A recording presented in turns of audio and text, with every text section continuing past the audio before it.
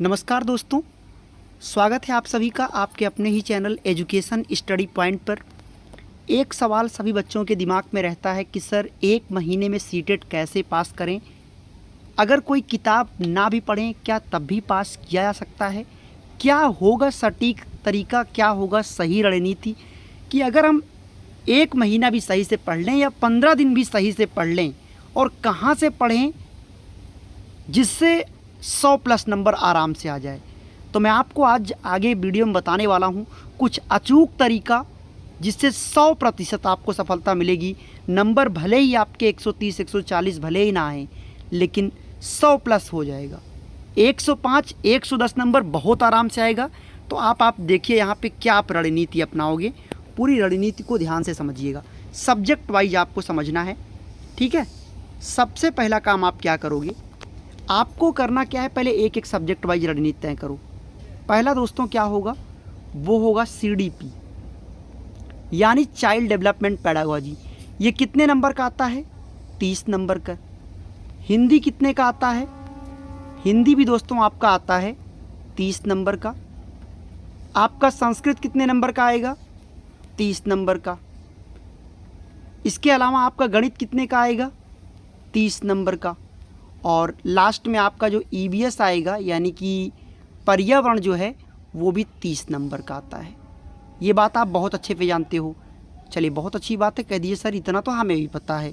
फिर आगे क्या करें? तो आगे आपको दोस्तों बता रहे हैं कि क्या करना। दोस्तों सीटेट में CDP में पूरा 30 नंबर की लगभग पैडागॉजी पूरी होती है। हिंदी में इसमें क्या होगा कि 15 नंबर की पैडागॉजी रहेगी और 15 नंबर में आपका गद्यांश व पद्यांश रहेगा। इसी तरह आपका संस्कृत में 15 नंबर की पैडागॉजी, 15 का आपका गद्यांश रहेगा। और मैथ में भी वही सेम हाल है, 15 की पैडागॉजी और 15 नंबर में आपका आंकिक प्रश्न रहेगा। EVS में भी दोस्तों वही हाल है कि 15 नंबर का आपका ये और 15 नंबर में आपका पैडागॉजी प्लस NCERT। अब सुनना, यहाँ पे मैं बहुत खास बात बताने वाला हूँ। 30 नंबर पैडागॉजी में यहाँ से हैं, 15 नंबर यहाँ, 15 यहाँ, 15 यहाँ, 15 यहाँ, यानी 15 चौके 60। यानी हिंदी, संस्कृत, मैथ और EVS 60 नंबर वहाँ पैडागॉजी और CDP में 30 नंबर की पैडागॉजी, यानी 90 नंबर की तो पूरी क्या आती है? पैडागॉजी आती है। समझ रहे हो? यहाँ तक कि गद्यांश जो आपसे हिंदी में पूछता है या फिर संस्कृत में पूछता है, वहाँ पर भी दोस्तों 3 से 4 नंबर का, 2-3 नंबर का गद्यांश रहता है, 3-4 नंबर का व्याकरण रहता है। वो भी अब आपको बताएंगे, लेकिन अभी उस पर मत जाओ। अब सवाल क्या है कि मेरा मेन टारगेट क्या हो? पैडागॉजी, यानी 5 किताबें पढ़ने से अच्छा है कि सबसे पहला काम क्या करो, पैडागॉजी के पैटर्न को सीखो। पैडागॉजी के पैटर्न को सीख लोगे तो सीटेट में कभी भी एक चीज़ आप जान लीजिए, सीटेट में कभी भी जो आपका प्रश्न होता है वो प्रश्न कभी भी बदलता नहीं है, केवल उसका स्वरूप चेंज होता है, शब्दों का माया जाल है। तो आप पहला काम, चूँकि आपके जो कई बार आप एग्ज़ाम दिए होंगे, आपने देखा होगा कि अगर आपके गणित में नंबर कम आ जाते हैं तो आप अगली बार गणित में पढ़ कर जाते हो, तो गणित में अच्छा नंबर आ गया तो संस्कृत में कम हो गया, संस्कृत अगली बार पढ़ कर जाओगे तो हिंदी में कम हो जाता है। तो इसका मतलब ये नहीं, यानी आप गलत तरीके से काम कर रहे हैं। आपको क्या करना है, सिर्फ सबसे पहला काम पैडागॉजी का पैटर्न सीखना है, जो आपको 90 नंबर यही दिला देगा। सवाल उठेगा सर अब जो बचेगा 60 नंबर उसका क्या होगा? जैसा कि हिंदी में जो आपका 15 नंबर का बचेगा गद्यांश पद्यांश, तो बेटा गद्यांश हो या पद्यांश, ये आपके IQ लेवल जनरल सेंस पर होता है, उसमें लिखा रहता है, गद्यांश पेपर में दिया रहेगा, आपको केवल ढूंढ कर लिखना है। ये आप जानते ही हो। सेम हाल ये संस्कृत का भी है, 3-4 नंबर आपका व्याकरण का पूछेगा और जो आपका गद्यांश पद्यांश रहेगा वो आपको उसमें फिर ढूंढ कर ही लिखना है, पेपर में दिया रहेगा। मैथ में अब सवाल उठता है कि आंकिक प्रश्न कहाँ से करें। तो आंकिक प्रश्नों में मैं कुछ टॉपिक आपको बता देता हूँ, जैसे गुणनखंडों की संख्या, या आपको भिन्नों का जोड़ घटाव भाग, और इसके अलावा लाभ हानि, आयत का क्षेत्रफल परिमाप, वर्ग का क्षेत्रफल परिमाप। समझ रहे हो ना? ये कुछ टॉपिक, इतना लाभ हानि पॉसिबल हो तो बस इतना कर लीजिए, हो जाएगा। गणित में 15 की पैडागॉजी ठीक कर ही लोगे सवाल है आंकिक प्रश्न में, तो 15 में अगर आप 8 या 10 भी नंबर ला दिए तो कितना हो जाएगा, 15 8 23, तो 30 में 23 नंबर गणित में बहुत अच्छा है अगर आपकी गणित बहुत कमज़ोर है तो। सेम यही काम आपको दोस्तों ईवीएस में भी करना है। 15 की पेडागॉजी है वो तो आपका 90 नंबर सेट हो चुका है, 15 का एनसीईआरटी आएगा, लेकिन एनसीईआरटी यहाँ पे बहुत बहुत जोर ध्यान देना है यहाँ पे कि दिमाग से बात आपके निकले ना।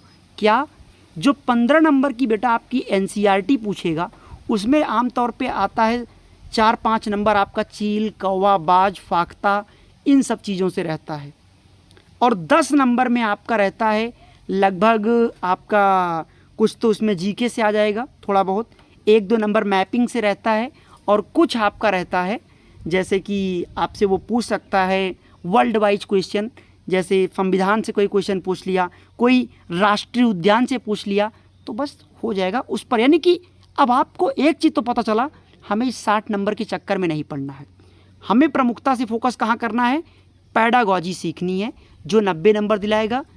क्योंकि ये सारे जो गणित के आंकिक प्रश्न हो, गद्यांश हो, कितना भी पढ़कर जाओ वो बदल कर आएगा, लेकिन पैडागॉजी कभी बदल कर नहीं आएगी, केवल पैटर्न सीखना है। तो 90 में अगर आपने 80 भी कर दिया और उधर 60 में मैं कहता हूँ तुक्का भी मार दोगे ना, कुछ ना पढ़ कर गए 60 नंबर के लिए, तो भी 20-25 नंबर मिल जाएगा, और 80 में 25 नंबर जोड़ोगे तो भी 105 हो जाएगा। तो यहाँ से आपको पता चलता है कि आखिर 100+ लाया कैसे जाता है, कैसे सब लोग पढ़कर लाते हैं 105 नंबर। ये एक स्मार्ट तरीका होता है। अब सवाल ये उठा कि सर ये पैडागॉजिकल पैटर्न सीखेंगे कैसे? भाई किसी किताब का अध्ययन नहीं करना है, 5-5 किताबें कौन पढ़ेगा? और बहुत लोग कहते हैं कि प्रीवियस ईयर के सर क्वेश्चन हल कर ले काम हो जाएगा। बेटा प्रीवियस ईयर के क्वेश्चन तो आप हल करके जा ही रहे हो, हर साल ही जाते हो, क्या उससे कुछ होगा? जी नहीं। पैडागॉजी का अगर आपको पैटर्न अगर सीखना है तो सबसे पहले क्या काम करें, आप शिक्षा शास्त्र का थोड़ा अध्ययन करें, थोड़ा सा एनसीएफ की बारीकी का अध्ययन करें, या फिर आपका चैनल यानी हमारे द्वारा आपको ये पूरा कंप्लीट कंटेंट ही आपको प्रोवाइड किया जा रहा है।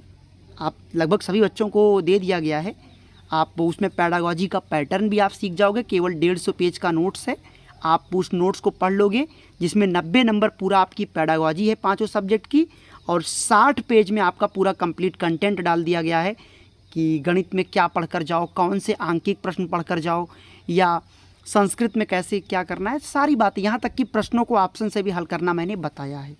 तो अगर आप सामर्थ्यवान हो, डैट मीन्स अगर आपकी आर्थिक स्थिति ठीक हो, तो आप वो नोट्स भी परचेज कर सकते हैं। अगर वो आपके पास है तो फिर आपको कोई दिक्कत है ही नहीं, उसके अलावा आपको कुछ पढ़ने की ज़रूरत नहीं है। 150 पेज बहुत होता है, 15 दिन के अंदर भी पढ़ सकते हो, 1 हफ्ते के अंदर ही पढ़ सकते हो, 4 दिन में भी ख़त्म कर सकते हो। समझ रहे हो?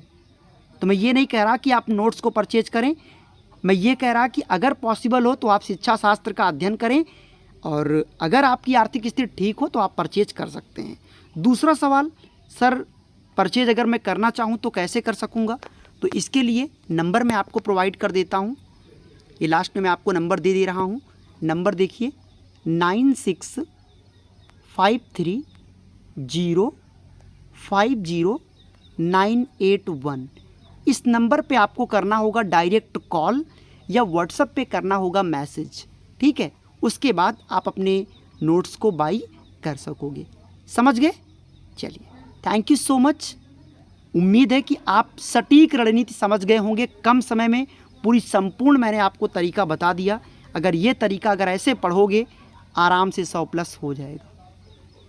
थैंक यू सो मच, बहुत बहुत शुक्रिया। पहली बार अगर आप आए हैं, चैनल को सब्सक्राइब कर लीजिएगा, बेल आइकन को प्रेस कर लीजिएगा। शुक्रिया।